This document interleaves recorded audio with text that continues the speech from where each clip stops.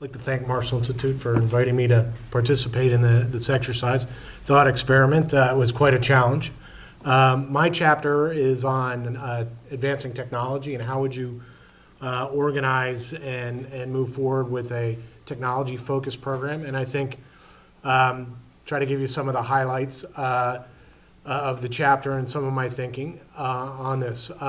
First, I think it's obvious to everybody that technology throughout history has been decisive in just about every area of human endeavor, whether it's military conflict, economics, agriculture, medicine, just about everything for the last several hundred years. Whoever has had the best technology usually wins or usually prevails.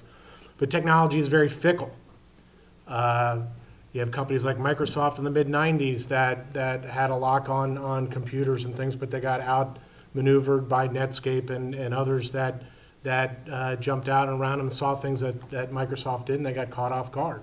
Same thing with the big automakers in the 50s and 60s, who thought the big three would have ever ceded their leadership. And I think space is one of those areas that is potentially endangered our leadership there. And I think the leadership, the ultimate source of space leadership is our technology and the robustness of our industrial base, to include not only the private sector, but the government agencies and so forth. And I think it's pretty clear over the last number of years, if you talk to anybody about refreshing our technology base, and that basically our technology base has been overgrazed and undernourished. And I guess I look at this, and Scott said this, and that space is a strategic asset. It's a strategic capability. It affects, it went from a novelty in the 60s where it was just amazing to get a basketball-sized satellite up into space, now to something that's integral to our economy, to our national security, to our scientific endeavors, and our foundation is weak. I think, frankly, we've been living off the land too long. And just to point to one quote, National Research Council in their study in 2012 said it's been years since NASA's had a vigorous broad-based program in advanced space technology development, and NASA's technology base is largely depleted. And I think that's true. And I guess I beg to differ with at least the first two speakers, that I don't think it's just a NASA problem. I think it's a national problem.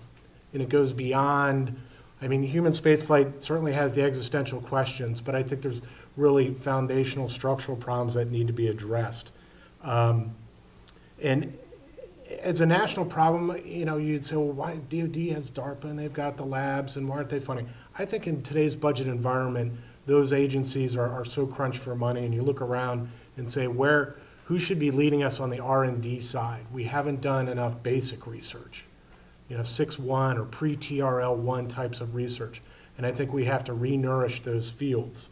And this is space leadership is something that is not, we got to look at for the long term. It's a long-term investment, not something for the next decade, but for the next 5 decades or more. So I don't think it's enough to just throw a bunch of money in a space technology line and kind of hope for the best. I think it needs fundamental restructuring. I think there are a lot of problems. I talk about TRL-1, which says that's sort of the earliest level of technology where the definition says, well, basic principles have been observed, now we're going to apply them. Well, what happens when you run out, the spigot dries up on new ideas on basic principles that are being observed? I think on the private sector, their focus is more on the D of the R&D, more short-term focus, and it's uniquely the government that's focused on basic research, maybe without any particular applications in mind, but very broad-based research.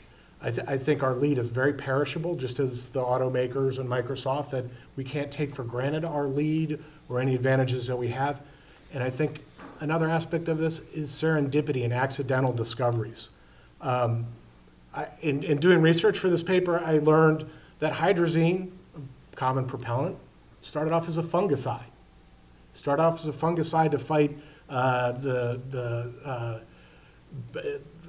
in the vineyards. I'm not a medical guy or a biological guy, but it had the plague on the vineyards in the 1880s and 1890s. They synthesized hydrazine as a fungicide. Somewhere along the way, probably during World War II, they adapted it to become a propellant. And then later on, during the Voyager program, there was a guy at Olin Aerospace named Eckhard Schmidt, who was an expert, he's a propulsion engineer there, who through a chance mix-up in the propellant carts realized that the certain grade of hydrazine that he was using actually resulted in longer thruster heater life. The end result of that serendipitous accidental discovery is that Voyager had a longer life. And I think we need to have a program that isn't necessarily a research and development program that isn't dictated from the top down, but gives people at the performing basic research and applied research the latitude to follow their curiosity and to invest in areas that they think would be most beneficial. So in my thought experiment, I created 3 thrusts for NASA. The first is basic and applied research. The second is technology development and demonstration. And the third is flight missions and operations. And I think there'd be, again, a much greater emphasis on basic research, 6.1, 6.2 types of things in the DoD parlance. And then technology development to move instruments, sensors, components from the mid-TR levels through that valley of death to get them actually on orbit. Too often, whether it's in the DoD or NASA, investments are made in technologies and they're put on the shelf. Gee whiz, neat. But I think we need to figure out how do we cross that valley of death, what can be done. So I think the first step, it's probably the hardest step, just like anything, is culture. And I think culture is incredibly powerful, and it's notoriously difficult to change. The culture of any organization is what drives its decisions. It's what it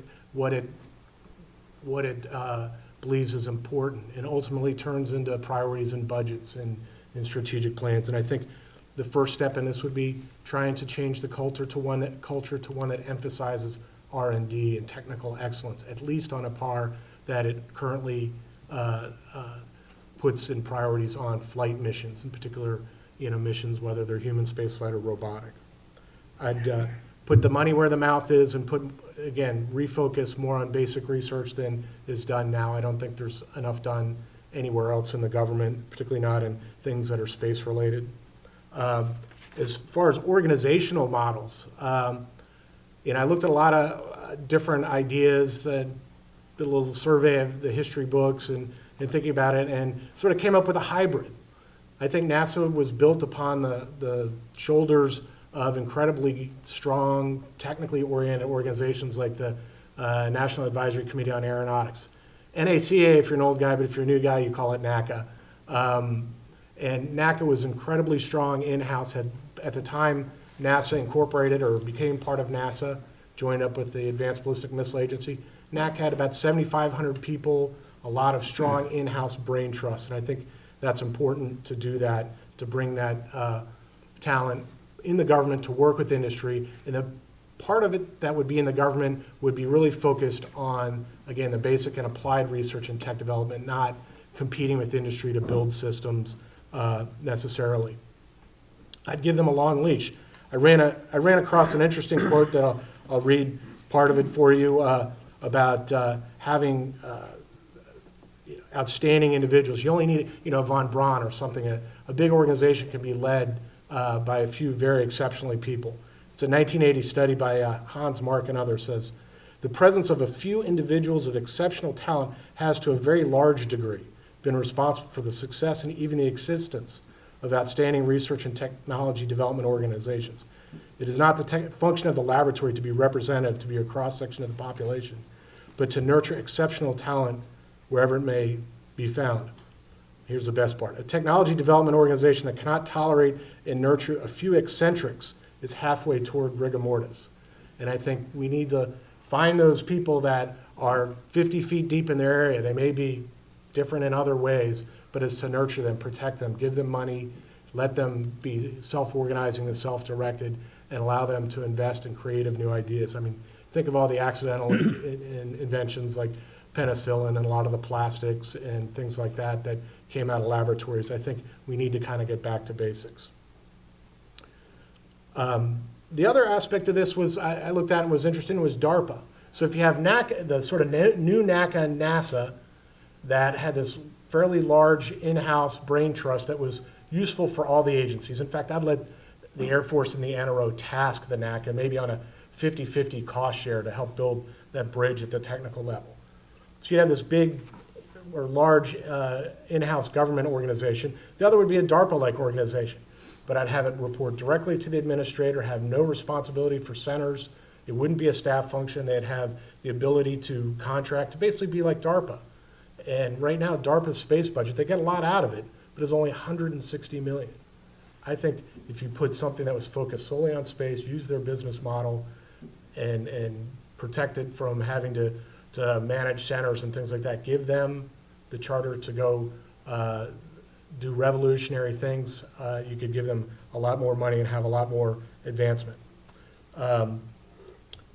Another aspect would be the technology development and demonstration. I skip over that part for right now, but it's basically trying to get from the mid-TRL levels. The other area that I think, when most people say, okay, NASA's got to get back to basics, invest more in R&D, is to kind of leave the flight missions where they are. And I think that's a mistake. I think it's all part of a larger ecosystem. And you have to really relook at how you organize and the cadence that you want to do with these flight missions. I think they would still remain focused on the big science questions and human spaceflight questions, but I think you'd architect it to maximize cadence. Another thing that I found in looking through my research was, if you look at the period of the 60s, probably the period of the fastest growth in terms of maturation of technology. The United States as a whole had 500 and some launches. Only about 30 of those launches were human launches. So the majority of those were robotic, some were DoD. We had a lot of failures, and I think failure is essential. And it's essential to build that scar tissue to learn, and I think we need to get that cadence up. It does a lot of things in terms of providing more frequent opportunities. I think it helps stabilize the industrial base, more opportunities to inject new technology. It may sound a bit like faster, better, cheaper, and frankly, it is. Now, I'm surprised there aren't more eyes rolling in the audience about faster, better, cheaper. I'd refer you to an interesting paper a guy named Dan Ward wrote a few years ago. He's a DoD acquisition guy. He's a thoughtful guy, writes excellent writing, and he challenges the conventional wisdom, and frankly, I think he has some good points. That out of faster, better, cheaper, there were 16 missions. There were 10 successes. So to argue that it doesn't work, there's 10 missions that are actually serve as existence proofs. Now, the 6 that failed for reasons that really aren't related necessarily to the faster, better, cheaper mantra. Poor communications, engineering mistakes. These things happen on large programs as well. You see the Air Force going to disaggregation, which to my ears sounds a little bit like that. And I think we need to get that tempo up. The last point I'll make is to try to get through that valley of death where instruments and new ideas end up on the shelf. NASA did something in the Discovery 12 RFP a year or two ago that I thought was a good idea and should be replicated elsewhere, is these cost cap programs. So if you had, in the flight mission, I'd recommend having a $200 million, $500 million, and $1 billion cost cap programs. And one of the ways you can incentivize new technology is allow relief on the cost cap. For example, on the Discovery 12, they had a cost cap of $425 million. They said, we've got new technology over here. You don't have to use it if you don't want, but if you use it. One of them was on a new bipropellant engine and one was on a xenon thruster. Said, if you do use this, if you decide you want to use this, we'll give you $5 million credit or $20 million credit. So if you have a cost cap program, you said, hey, we could, if we use this other new technology, maybe it's a new process or new instrument or something, if it fits in your mission, then you get credit for your cost cap. And I think that's an interesting way to incentivize trying to get through that valley of death so we can get the new technologies proven on flight. In summary, I think we've got to organize and prioritize around R&D and tech investment, put the money where the mouth is. I think letting nature take its course will end up with a few large programs and frankly, again, overgrazed and undernourished base. And our ultimate source of space leadership is the robustness of our technical base. And I think it's a foundational element, it's important, and I think it should be done.